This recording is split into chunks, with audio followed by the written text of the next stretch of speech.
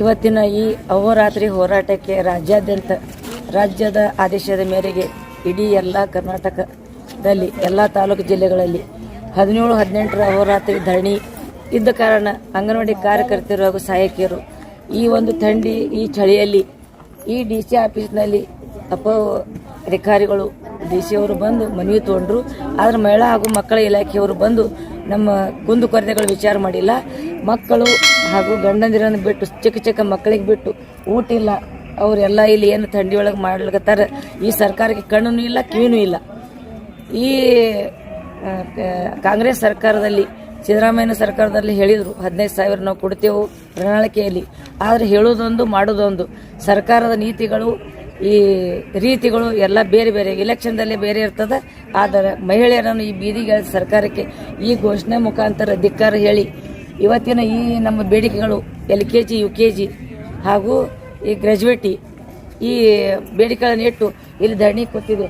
ಅವರವರ ಮನೆಯಲ್ಲಿ ಅವರ ಮನೆಯವರಾಗಲಿ ಅವರ ಅತ್ತೆ ಮಾವಂದಿರಾಗಲಿ ಚಿಕ್ಕ ಮಕ್ಕಳಿಗೆ ಬಿಟ್ಟು ಇಂಥ ಥಂಡಿಯಲ್ಲಿ ಈ ಮಹಿಳೆಯರು ಬೀದಿಗಿಳಿದ್ರೂ ಈ ಸರ್ಕಾರಕ್ಕೆ ಏನೂ ನಾಚಿಕೆನೂ ಇಲ್ಲ, ಹೇಸಿಕೆನೂ ಇಲ್ಲ.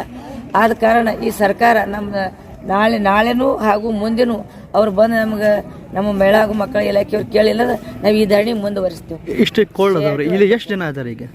ಇಲ್ಲಿ ಒಂದು 800-900 ಜನ ಅದ್ರಿ. ಈಗ ಇಷ್ಟು ಕೋಲ್ಡ್ ಅದಾವ್ರಿ, ಮತ್ತೆ ರಾತ್ರಿಗೆ ಹೆಚ್ಚಿಗೆ ಆಗ್ತದೆ ಅಂತಾರೆ. ಕೋಲ್ಡ್ನಾಗಿ ಇಲ್ಲೇ ಮಕ್ಕೊಂಡಿರಿ? ಕೋಲ್ಡ್ನಾಗ ಇಲ್ಲೇ ಮಕ್ಕೋತಾರಿ. ನಮ್ಮ ಜೀವ ಹೋದ್ರೆ ಸಹಿ ನಾವೆಲ್ಲ ಮನೆ ತೊರೆದು ಬಂದಿದ್ದೆವು. ಯಾಕಂದ್ರೆ ಈ ಸರ್ಕಾರಕ್ಕೆ ಸಾಕಷ್ಟು ಸಲ ನಾವು ಬೆಂಗಳೂರಿಗೂ ಹೋಗಿದ್ದೆವು, ಇಲ್ಲಿ DC ಆಫೀಸ್ಗೂ ಮನೆ ಕೊಟ್ಟಿದ್ದೆವು. ಎಲ್ಲ ಸರ್ಕಾರ ಕೊಟ್ಟರು ಗಮನ ಇಲ್ಲ. ಆದ ಕಾರಣ ಈ ಬೆಳಗಾವಿ ಅಧಿವೇಶನಕ್ಕೆ ಅಲ್ಲಿನೂ ಮಾಡ್ಲಿಕತ್ತಾರೆ. ಇಲ್ಲಿ ನಾವು ಅಧಿವೇಶನ ವಿಚಾರವಾಗಿ ನಾವು ಆ ಭಾಗವಾಗಿ ವಿಜಯಪುರ ಜಿಲ್ಲೆಯಲ್ಲಿ ಮಾಡಕತ್ತೀವಿ.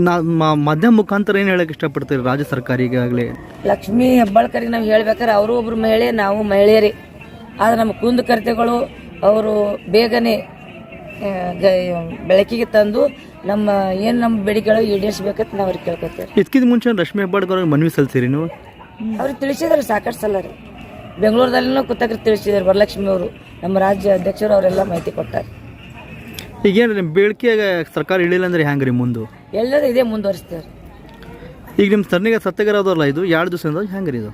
ಇದು ನಮ್ಮ ತಗೊಳ್ಳಿಲ್ಲ ಅಂದ್ರೆ ಇದು ಮತ್ತೆ ಮ್ಯಾಗಿನ ರಾಜ್ಯ ಸರ್ಕಾರದವ್ರು ಏನು ಹೇಳ್ತಾರೆ ಅವ್ರ ಪ್ರಕಾರ ನಾವು ಮುಂದುವರಿಸ್ತೇವೆ. ಆಯ್ತು, ತಮ್ಮ ಹೆಸರು? ಭಾರತಿ ವಾಲಿ, ಜಿಲ್ಲೆಯ CIT ಖಜಾಂಚಿ.